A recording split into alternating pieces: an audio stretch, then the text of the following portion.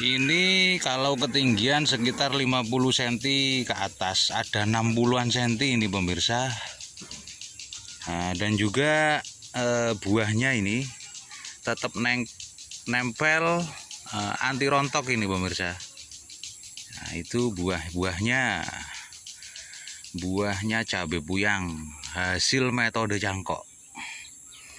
Nah, begitu juga akarnya pemirsa. Nah, ini akarnya pemirsa sudah meronta-ronta ini pemirsa. Akarnya sudah kuat. Ini tinggal adaptasi penyesuaian sekitar kurang lebih 10 hari sudah siap tanam pemirsa. Ini contoh bibit cabai puyang metode cangkok pemirsa.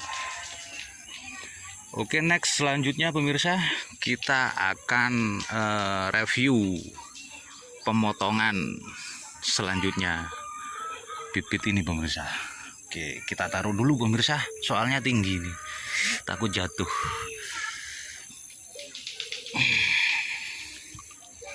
Kita review yang ini pemirsa.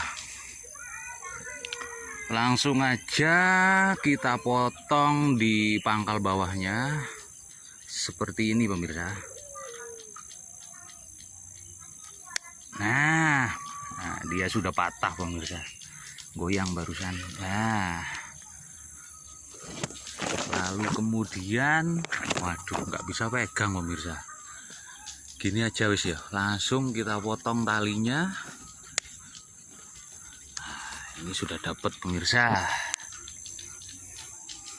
Nah, ini pemirsa. Ini lebih tinggi pemirsa, ada kalau 65 cm ini lebih paling. Ini dari segi buah. Nah, ini buahnya. Ini juga buah dan buah sampai ujung atas pemirsa. Buah anti rontok tetap nempel. Ini sudah ditumbuhi tumbuhan lain pemirsa. Coba kita review akarnya pemirsa.